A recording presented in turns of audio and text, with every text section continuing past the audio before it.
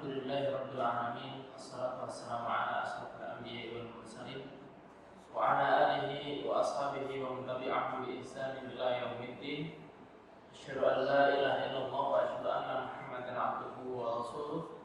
Allahumma shalli ala Muhammad wa ala ali Muhammad. Amma ba'du. Alhamdulillah, alhamdulillahirabbil alamin.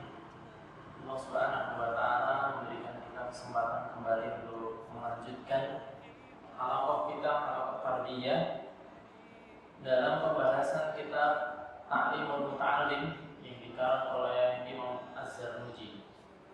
Melanjutkan pembahasan di kesempatan sebelumnya tentang gambaran umum atau muqaddimah dari kitab ini yang keseluruhannya membahas tentang adab-adab penuntut ilmu.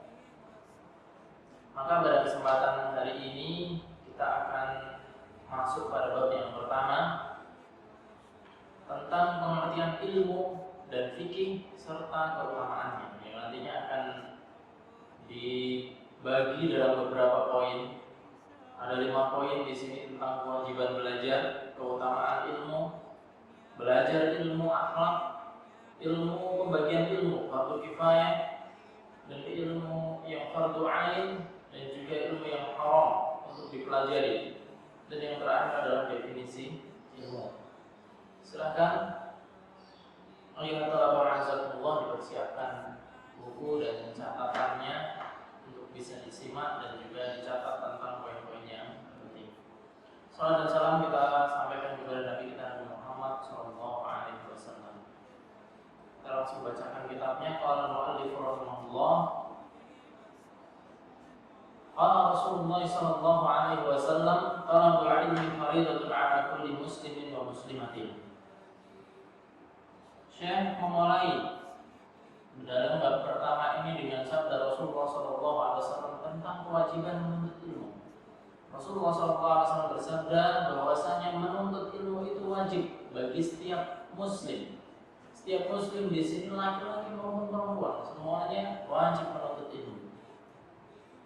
Ayatullah bahasakullah yang perlu kita pahami di sini bahwasanya kewajiban menuntut ilmu itu berdasarkan dalil baik di dalam Al-Quran maupun As-Sunnah.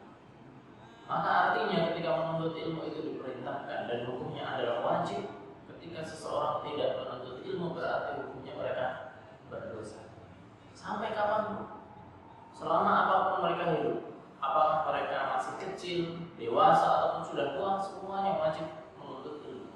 Dan ketika dalam masa hidupnya mereka tidak menuntut ilmu, maka pada saat itu mereka berdosa. Terus menerus berdosa sampai mereka mau menuntut ilmu. Dikarenakan menuntut ilmu adalah wajib. Penjelasannya bagaimana? Syekh mengatakan iklam bi'annahu la yuftaradu ala kulli muslim talaba kullu ilmin wa innama yuftaradu alaihi talaba ilmul hali.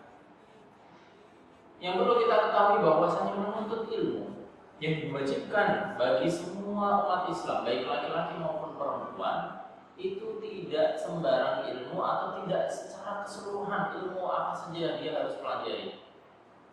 Dia harus bisa menjadi seorang pilot misalnya, kemudian dia juga bisa harus mempelajari ilmu kedokteran, apa semuanya itu wajib, ternyata tidak.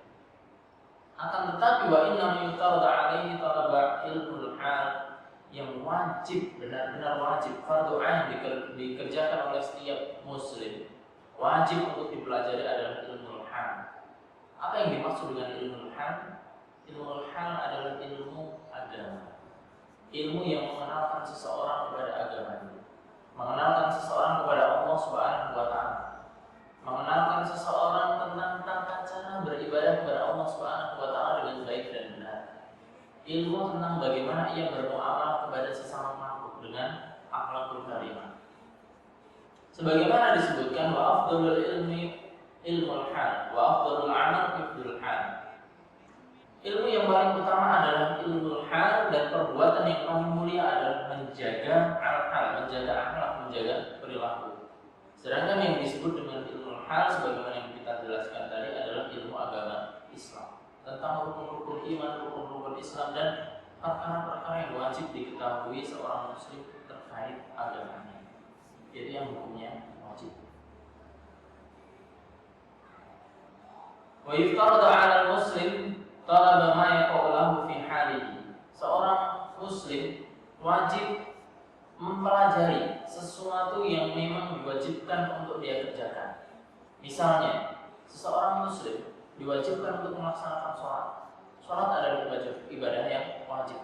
Maka mempelajari tata cara sholat, dari tata cara bersuci, tata cara berwudu, menghafalkan doa-doa, bacaan-bacaan sholat, mempelajari gerakan-gerakan sholat, rukun-rukun, syarat yang menjadikan sholat tersebut sah dan diterima oleh Allah Subhanahu wa Ta'ala. Semuanya adalah wajib. Begitu juga dengan perkara-perkara yang lain. Seorang muslim diwajibkan untuk berpuasa, maka dia wajib mempelajari tata cara puasa. Jangan sampai seorang muslim tidak mengetahui tata cara berpuasa dengan baik dan benar.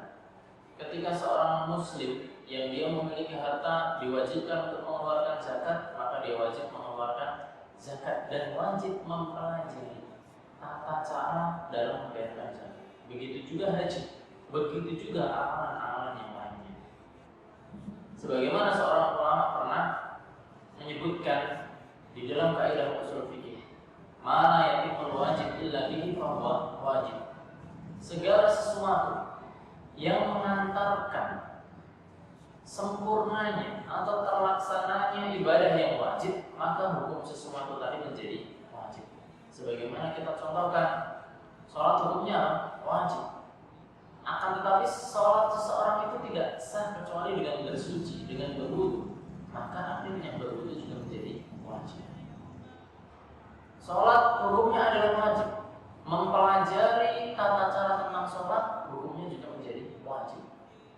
Menyelenggarakan pendidikan, kita belajar, kita sekolah, membayar SPP agar kita bisa belajar tentang tata cara sholat, hukumnya semuanya menjadi wajib.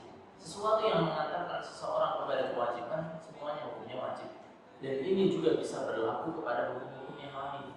Misalnya, ketika sesuatu perkara, suatu hal bisa mengantarkan seseorang melakukan perbuatan yang haram, perbuatan kemaksiatan, maka perkara tersebut juga menjadi haram. Sebagaimana Allah Subhanahu wa Ta'ala berfirman, "Wala taqrabuz zina." Berdekat-dekat dengan zina, mendekati zina itu saja tidak boleh, apalagi melaksanakan perbuatan zina. Apa yang mengantarkan seseorang kepada zina? Misalnya kita melihat sesuatu yang diharamkan untuk kita lihat, berdua-duaan dengan orang lain melalui komunikasi, misalnya di media sosial, mengumbar aurat, yang itu mengantarkan kita kepada perbuatan perzinaan. Meskipun itu belum menjadi hakikat zina, hukumnya tetap saja haram dan berdosa. Ayat talabah azakumullah, kita lanjutkan pembahasannya. Sebagaimana ada seorang ulama yang pernah ditanya, beliau bernama Muhammad bin Al-Hasan, ditanya mengapa beliau tidak menyusun kitab tentang zuhud. Zuhud itu adalah menjaga diri dari hal-hal yang tidak bermanfaat untuk agama, menjaga diri hal-hal yang tidak jelas halal haramnya. Kenapa beliau tidak mengarang kitab khusus tentang zuhud? Maka beliau menjawab, karena saya sudah mengarang tentang kitab jual beli, dan ternyata di dalam kitab beliau terkait hukum jual beli tersebut sudah dibahas tentang harta yang halal dan haram bagaimana, sehingga beliau tidak perlu lagi mengarang kitab tentang zuhud. Ayuh talabah azakumullah, maka di poin yang pertama ini tentang wajibnya belajar, seorang muslim wajib mempelajari sesuatu yang memang dia diwajibkan untuk mempelajarinya, wajib untuk diketahui. Apa itu? Ilmu agama, ilmu yang mengantarkan seseorang kepada pemahaman terhadap agamanya sendiri, mengenalkan dirinya kepada Allah Subhanahu wa Ta'ala, mengenalkan tata cara beribadah dengan baik dan benar kepada Allah Subhanahu wa Ta'ala, dan ini hukumnya wajib. Dari perkara-perkara rukun iman, rukun Islam, dan juga akhlak-akhlak yang baik, seseorang wajib mempelajari itu selama hidupnya, tidak kenal waktu dan tidak kenal umur. Ketika seseorang meninggalkan kewajiban ini, maka dia akan berdosa. Kemudian yang kedua, keutamaan ilmu. Syekh mengatakan bahwa syarafal ilmi, bahwasanya keutamaan ilmu la yafa ala ahadin tidak seorang pun mengingkari ilmu merupakan sesuatu yang utama, yang khusus dimiliki oleh seorang manusia. Ilmu pengetahuan hanya dimiliki manusia melalui proses pembelajaran, melalui proses pendidikan, dan berbeda dengan hal-hal yang lain yang tidak berkaitan dengan ilmu.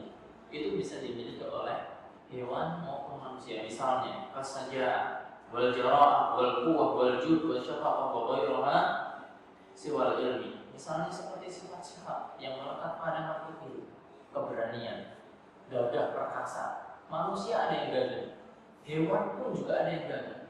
Ada yang pemberani, hewan pun demikian. Ada misalnya sifat kuat, hewan ada yang bahkan lebih kuat daripada manusia.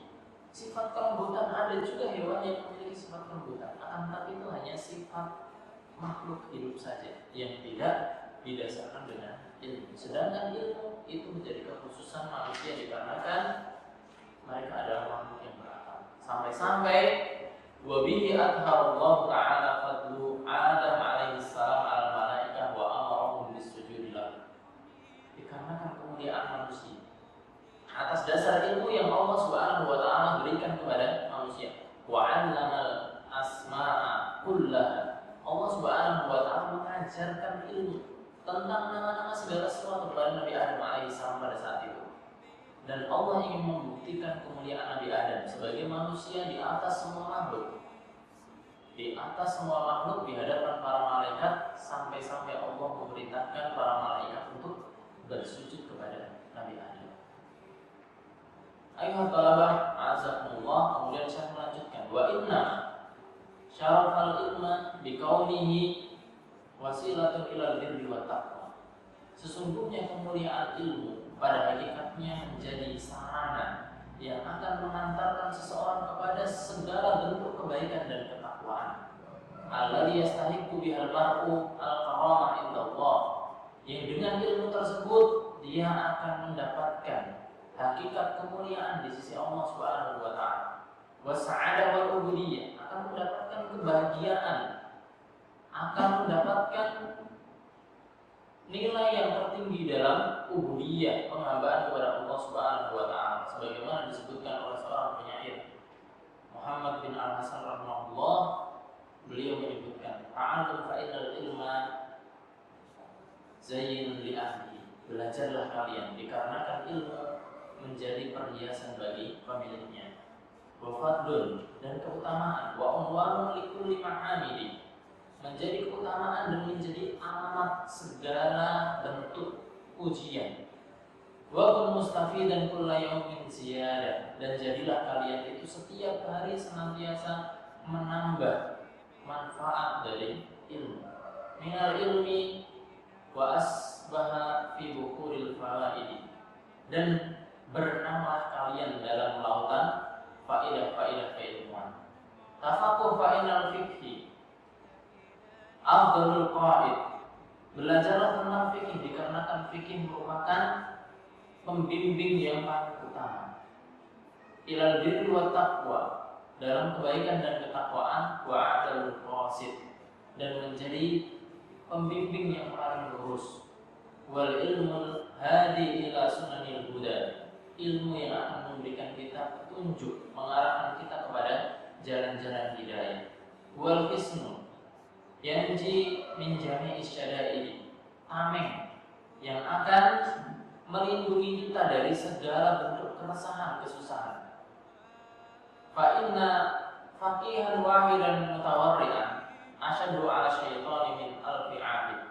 Dikarenakan orang yang faqih, orang yang berilmu, satu orang yang berilmu dan dia orang berhati-hati, itu lebih berat bagi syaitan untuk menggodanya, untuk menggelincirkannya, dibandingkan 1000 orang yang ahli ibadah akan tetapi tidak memiliki ilmu.